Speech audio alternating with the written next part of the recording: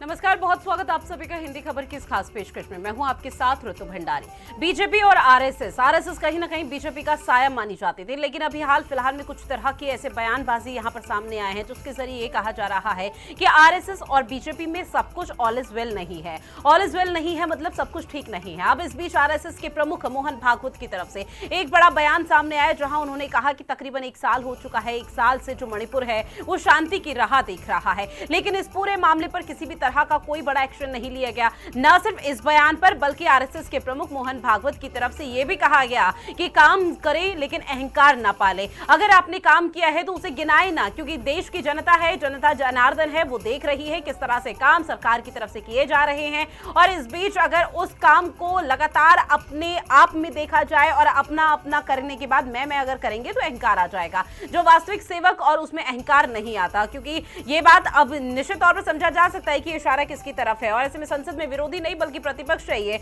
इस चीज का भी जिक्र यहां पर संघ के प्रमुख मोहन भागवत की तरफ से किया गया। वहीं बीजेपी के कई राज्यों में लोकसभा चुनाव में अच्छा प्रदर्शन नहीं कर पाए, जहां पर अब ऐसे में सवाल ये उठ रहे हैं कि क्या आरएसएस ने भाजपा की मदद नहीं की। उन अटकलों के बीच मोदी सरकार 3.0 का जो शपथ ग्रहण समारोह है वो भी संपन्न हो गया। लगभग 24 घंटे बाद मंत्रालय का बंटवारा भी हो गया, लेकिन अब इस बात को हवा देते हुए आरएसएस के प्रमुख मोहन भागवत का एक बड़ा बयान सामने आया, जहां उन्होंने बिना नाम लिए मोदी सरकार को नसीहत दे डाली। ये रिपोर्ट देखिए।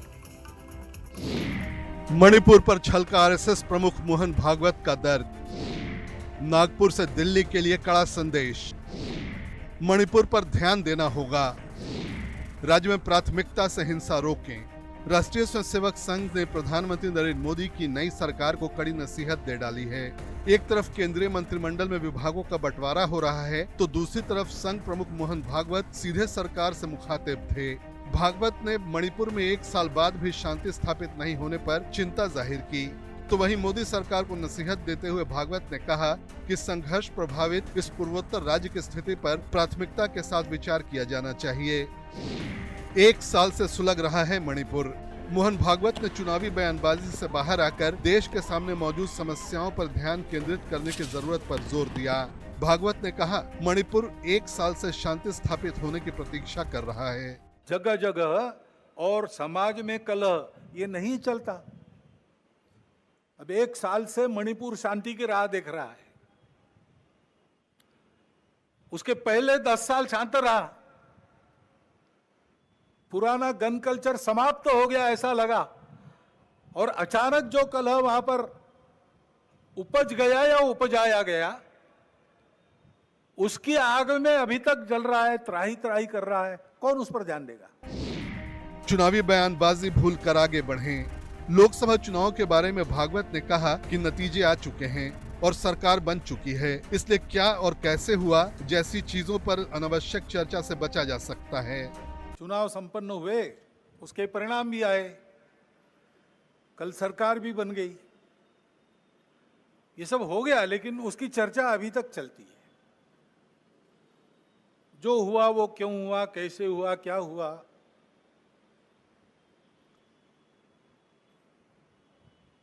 ये अपने देश के प्रजातांत्रिक तंत्र में प्रति 5 वर्ष होने वाली घटना है, होती है। उसके अपने नियम है, डायनेमिक्स है, उसके अनुसार होता है। अपने देश के संचालन के लिए कुछ निर्धारण करने वाला वो प्रसंग है, महत्वपूर्ण है, लेकिन हम चर्विचर्वण करते रहे, इतना महत्वपूर्ण क्यों है? मोहन भागवत ने अपने भाषण में कई अहम बातें कही। इस दौरान मोहन भागवत ने कहा, कांग्रेस ने भागवत के बयान पर पीएम मोदी को घेरा। मणिपुर पर हमेशा से बीजेपी पर सवाल खड़ी करने वाली कांग्रेस ने भागवत के मणिपुर पर दिए गए बयान को हथियार बना लिया। कांग्रेस ने पीएम मोदी पर कटाक्ष किया और कहा कि शायद भागवत ही आरएसएस के पूर्व पदाधिकारी को मणिपुर का दौरा करने के लिए प्रेरित कर सकते हैं। कांग्रेस महासचिव जयराम रमेश ने एक्स पर पोस्ट कर कहा, शायद भागवत पूर्व आरएसएस पदाधिकारी को मणिपुर जाने के लिए प्रेरित कर सकते हैं। मणिपुर में क्यों भड़की हिंसा? गौरतलब है कि 1 साल से मणिपुर जल रहा है। राज्य में हिंसा रुकने का नाम नहीं ले रही है। 3 मई 2023 को यहां मेतेई समुदाय के अनुसूचित जाति के दर्जे की मांग के विरोध में कुकी समुदाय ने मार्च निकाला। इसके बाद दोनों समुदायों के बीच हिंसा भड़क उठी। इसके बाद हिंसा की आग पूरे प्रदेश में फैल गई। तब से अब तक करीब 200 लोग मारे जा चुके हैं, जबकि बड़े पैमाने पर आगजनी के बाद हजारों लोग विस्थापित हुए हैं। इस आगजनी में मकान और सरकारी इमारतें जलकर खाक हो गईं। उत्तर प्रदेश, महाराष्ट्र, राजस्थान समेत देश के कई राज्यों के चुनाव परिणाम बीजेपी के लिए निराश करने वाला रहा। ऐसे में सियासी जगत में इस बात की चर्चा उठ रही है कि आरएसएस ने बीजेपी की मदद नहीं की, और मोहन भागवत के बयान के बाद अब इस बात की चर्चा और तेज हो गई है कि आखिर क्या आरएसएस और बीजेपी में सब सही नहीं चल रहा है। ब्यूरो रिपोर्ट, हिंदी खबर। और इसी मुद्दे पर चर्चा करने के लिए खास पैनल हमारे साथ जुड़ा हुआ है, जिनसे आप सभी का तारुफ करा दें। हमारे साथ बीजेपी के नेता आदित्य पांडे जी जुड़े हैं, साथ ही राज शर्मा जी जो कि प्रवक्ता कांग्रेस हैं, अशोक तिवारी समाजवादी पार्टी के प्रवक्ता और निरंजन पोद्दार जी हमारे साथ बने हुए हैं जो कि राजनीतिक विश्लेषक है। बहुत स्वागत आप सभी का हिंदी खबर में। शुरुआत निरंजन जी मैं आपके साथ ही करना चाहूंगी। क्या आरएसएस और बीजेपी में सब ठीक है? सर आपको क्या लगता है?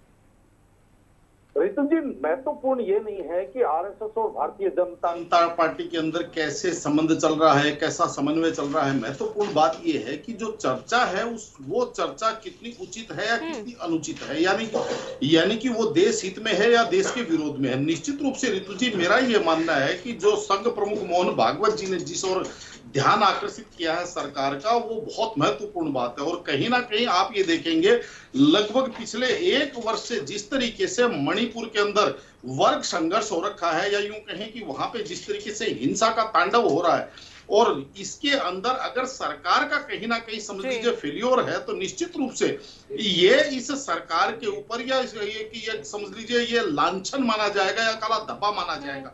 और इसको निश्चित रूप से देखिए, कोई भी देशवासी इस चीज को उचित नहीं ठहरा सकता।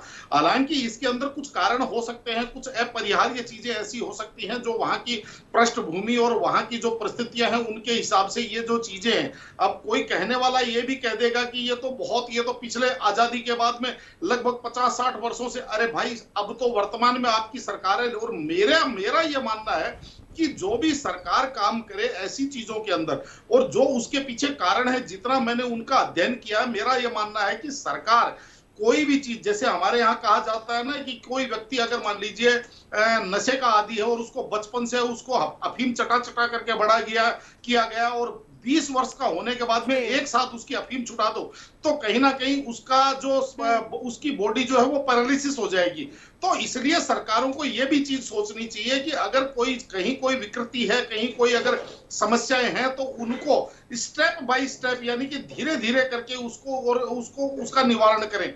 जिस तरीके से सरकार ने वहां पे एक साथ जो कुछ नियम ऐसे लागू किए, चाहे उसके अंदर मैतेई समुदाय का आरक्षण की बात हो, चाहे उसके अंदर वहां पे जो एक अफीम की जो खेती की जाती है उस खेती के ऊपर सरकार ने एक साथ कंट्रोल करने का काम किया, जिससे कुकी समुदाय कहीं ना कहीं अपने आप को ज्यादा प्रभावित समझने लग गया। तो कहने का तात्पर्य ये है, ऐसे कोई भी सरकार देश हित में भी कोई काम करती है, जिस तरीके से, मैं एक उदाहरण के तौर पे आपको छोटी सी बात बता रहा हूं कि 2014 से लेकर 2019 का जो कार्यकाल था, उसके अंदर अर्थव्यवस्था रसातल में इसलिए गई थी कीर्ति जी, कि आप ये मान के चलिए उस टाइम सरकार ने कुछ गंदी मछलियों को पकड़ने के लिए पूरा का पूरा तालाब सुखा दिया था। यानी कि ब्लैक मनी करते करते जो है ना व्यापार के, निश्चित रूप से व्यापार से ब्लैक मनी जब निकलेगी, देश से जब ब्लैक मनी हटेगी, तो देश की आर्थिक स्थिति मजबूत होगी। लेकिन आपको यह भी चीज समझनी चाहिए कि जब पिछले 65-70 साल से एक व्यवस्था के अंदर लोग चले हुए आ रहे हैं, लोगों को एक चीज की हैबिट हो चुकी है। यानी कि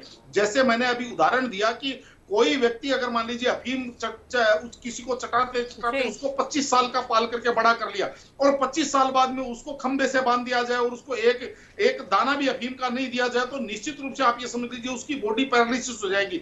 हाँ, जो नशा छुड़ाने वाले डॉक्टर होते हैं वो भी उसको ये कहते हैं कि स्टेप बाय स्टेप इसका नशा घटाइए। तो सरकारों को ऐसी चीजों के ऊपर जो हमारे यहाँ परंपरागत रूप से, तो जिस तरीके से मोहन भागवत जी ने कहा है, चाहे चुनाव के ऊपर कहा है, चाहे जिस तरीके से मोहन भागवत जी ने मणिपुर के ऊपर कहा, निश्चित रूप से मेरे हिसाब से सरकारों को सोचना चाहिए। ये चीजें महत्वपूर्ण नहीं है कि भारतीय जनता पार्टी और संघ के बीच में कितना सामंजस्य है, महत्वपूर्ण ये चीज है कि देश हित में क्या चीज है। जी आदित्य पांडे जी, आपका रुख करते हुए, क्योंकि देखिए मणिपुर को लेकर आप लोगों की तरफ से कई तरह की बातों का जिक्र किया जा रहा था कि मणिपुर में शायद सब कुछ ऑल इज वेल हो चुका है, लेकिन हाल फिलहाल में भी कई हिंसात्मक जो तस्वीरें हैं वो कुकी और मैतेई समुदाय से लगातार सामने आती हुई नजर आई है, जिससे ये समझा जा सकता है कि ऑल इज वेल तो कुछ नहीं हुआ। हालांकि उस दौरान जो घटनाक्रम घटित हुआ था, एक महिला के साथ बर्बरता की गई थी, वो तस्वीरें दोबारा वापस न आए, इसी तरह की उम्मीद और इसी तरह की कोशिश यहाँ पर की जा रही है।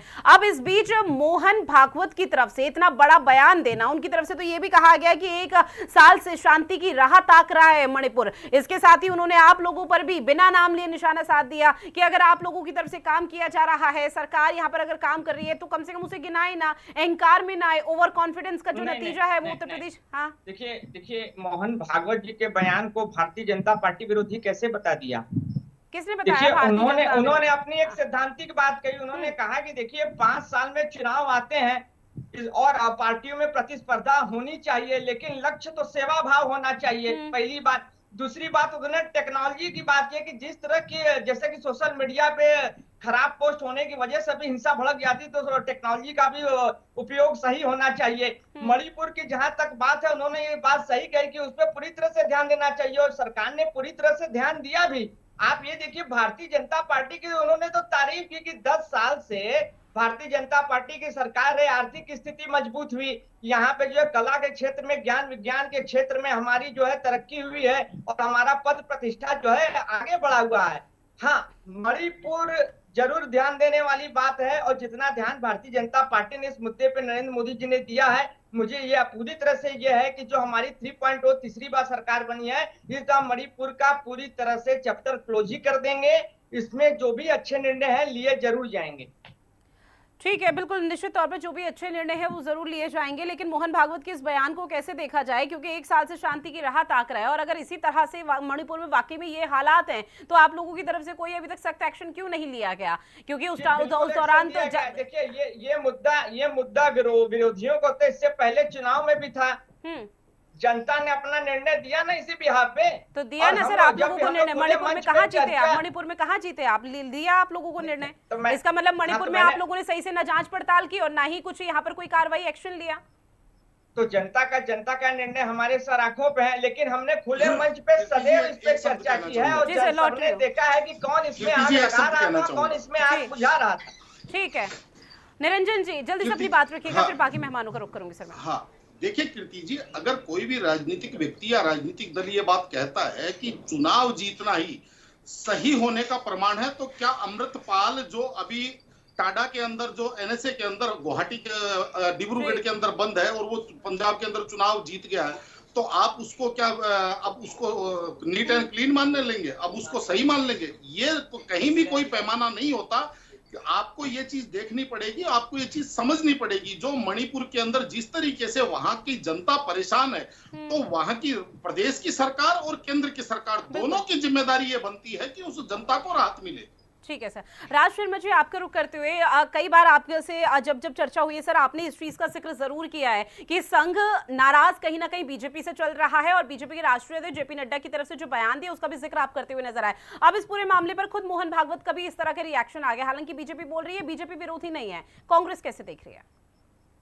देखिए, मैं सबसे पहले तो ये कहना चाहूंगा कि भारतीय जनता पार्टी का टॉप टू बॉटम नेता अपने घर में कपूर लुबाम और गूगल से एक तो सफाई कराए और नमक का डेला डाल के नहाए, जिससे इनके पाप धुल जाए।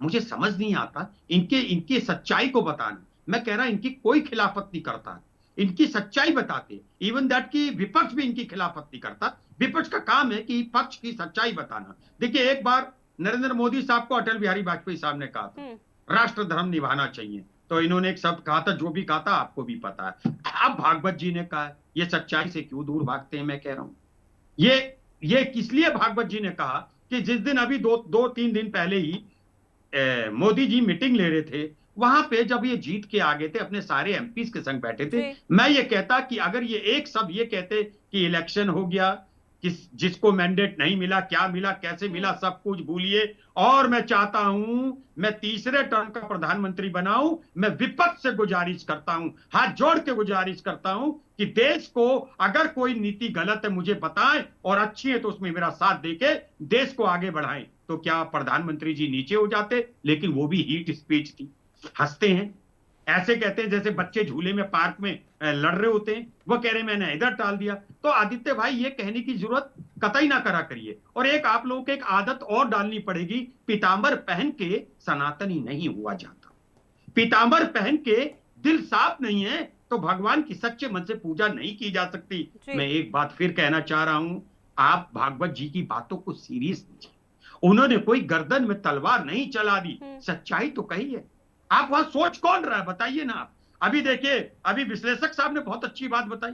आप अगर प्रधानमंत्री बन गए तो जयप्रकाश नारायण तो फिर कुछ रहे नहीं, और अगर आप प्रधानमंत्री बन के बेहतरीन बादशाह हैं तो लालू जी भी तो चीफ मिनिस्टर बने, मुलायम सिंह भी तो चीफ मिनिस्टर बने, राबड़ी देवी जी भी तो चीफ मिनिस्टर बनी, वो बेकार हो जाते हैं। आप बन जाते हैं चीफ मिनिस्टर, आप सही हो जाते हैं। इसलिए जीत का पैमाना आपकी देश के प्रति ईमानदारी की इबारत नहीं लिखता है। मेरी बात को समझने की कोशिश करिए आदित्य भाई। आपको आप मेरे भाइयों, मैं एक चीज जानना चाहता हूं, बस मैं कह रहा हूं आदित्य भाई, थोड़ा सा अब सुधरने का टाइम।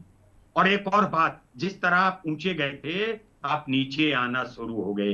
जिस तरह 10 साल में आप आगे बढ़े थे, अब इसी में आप घट जाओगे। और अगर अब भी आपने आपकी एक गलती और बताऊं क्या आदित्य, आप मुझको पता क्या प्रजा समझते हो, नागरिक नहीं समझते हो। आप देश के 140 करोड़ नागरिकों को प्रजा समझते हो। यही आपकी बर्बादी का कारण है, यही आपकी बर्बादी का कारण है। और मैं फिर एक बात कहना चाहता हूं, आपने घिनौना पाप कर दिया। अब आपके नेता, आपके जैसे कार्यकर्ता अयोध्या के लोगों को, अयोध्या के हिंदुत्व को मजाक उड़ाने लगे हो। मत उड़ाओ। सीता की जन्मस्थली में आप हारे, चित्रकूट में आप हारे, नासिक में आप हारे, मैं कहता हूं काशी में भी आप हारे, क्योंकि मेरे प्रधानमंत्री को 10 लाख से ज्यादा वोटों से जीत दर्ज करानी चाहिए थी। वो तो एक साधारण कार्यकर्ता बन के रह गए। और तभी मैं नहीं कहता मेरे देश का प्रधानमंत्री है, मुझे अच्छा एक पीताम्बरी पे सवाल उठाते हैं कि पीताम्बरी और सनातन अलग होता है। आप तो वो पार्टी थे जो संघ को गाली देते थे, उनके पोशाक पे गाली देते थे। राहुल गांधी इसको आपको ये पीला वस्त्र पहन के झूठ बोलना नहीं है। आप अगर पीला वस्त्र पहन के झूठ बोलते हो, आप आपके भोगी हो। अगर आप पीला वस्त्र पहन के इधर उधर की बातें करते हो, आपको पाप चढ़ेगा। अगर आप पीला वस्त्र पहन के झूठी झूठी बातें करते हो, महिलाओं की बेइज्जती से खेलते हो, आप ग्रुप से खेलते हो, तो आपको पाप चढ़ेगा। मैं आज भी आपको कहता हूँ, आपको पीताम्बर पहन के गुस्सा करने का अधिकार नहीं है। आप कैसे पीताम्बर पहनते हो, कैसे पीला वस्त्र पहन के ठीक है राज शर्मा जी माफी के साथ सर मैं आपको सर आपसे, क्योंकि देखिए सर आपने दो बातों का यहाँ पर जिक्र किया। ठीक है आदित्य पांडे जी आपको गुस्सा नहीं आना राज शर्मा जी अब बात सुन लीजिए, क्योंकि अशोक तिवारी जी भी हमारे साथ जुड़े हैं जिनका रिएक्शन लेना बेहद जरूरी है। राज शर्मा जी आपने दो बातों का जिक्र किया। पहली बात तो सर मैं इस चीज की शुक्रगुजार हूं कि आपने कम से कम निरंजन पोद्दार जी को आज की डिबेट में सही तो कहा और उनकी विचारधारा से आप सहमत हुए, वरना आप लोगों की तरफ से पता नहीं क्या क्या कह दिया जाता है उन्हें। मैं तो सच है। ठीक है, वही ना, नहीं और दिन को अपना ओपिनियन रखते तो आप लोगों की तरफ से या तो भाजपा का प्रवक्ता कह दिया जाता है या फिर उनकी विचारधारा पर ही उंगली उठा दी जाती है। अगर ये बायस होंगे मैं कहूंगा अगर कहीं गलती हमारी भी बताएं, आज इन्होंने बताई। दूसरा सर ये ठीक है अब बात सुनिए। अब दूसरा आपने ये भी पॉइंट उठाया कि प्रधानमंत्री नरेंद्र मोदी विपक्ष को यहाँ पर कुछ कह देते तो वो नीचे नहीं हो जाते। क्या राहुल गांधी की तरफ से विश किया गया प्रधानमंत्री को ढेरों शुभकामनाएं या बधाई दी गई तीसरे कार्यकाल की? क्योंकि जो खबरें आ रही है उसमें तो कहीं भी ना सोशल मीडिया प्लेटफॉर्म पे ट्वीट किया गया ना ही शुभकामनाएं दी। हाँ एक और बात बता रहा हूँ, नरेंद्र मोदी जी राहुल जी से उम्र में बड़े। एक मेरी बात सुनिए, मेरे यहाँ मेरी गलती करने का कोई रास्ता नहीं खुला है। मेरा बेटा अगर गलती भी कर दे, मेरे से छोटी उम्र का है, मेरा दोस्त छोटे उम्र में वो गलती कर दे या उससे चूक हो जाए, मैं कह रहा आप प्रधानमंत्री की कुर्सी में बैठे सर्वोच्च ताकत हो। और एक और बात कहता हूं आदित्य जी, जहां पे आप ताकतवर होते हैं वहां पे माफी के साथ सर मैंने गलती का जिक्र नहीं किया। अगर आपका जन्मदिन है या कोई ऐसा विशेष ओकेजन आपके घर है तो निश्चित तौर पर आपका बेटा आपको विश करेगा।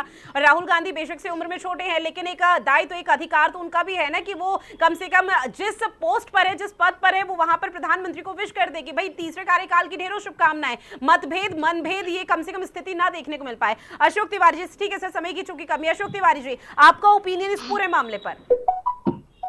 जी देखिए, आदरणीय मोहन भागवत ने जब देखा कि मोदी जी सीमित हो रहे हैं, मोदी जी बैसाखियों पर टिक गए हैं आकर के, मोदी जी की ताकत कमजोर हो गई है, ये उन्होंने महसूस किया और उन्होंने ऐसे समय में चेताया है, उन्हें आगाह किया है कि आप सुधर जाओ, अब भी समय है, सुधर जाओ।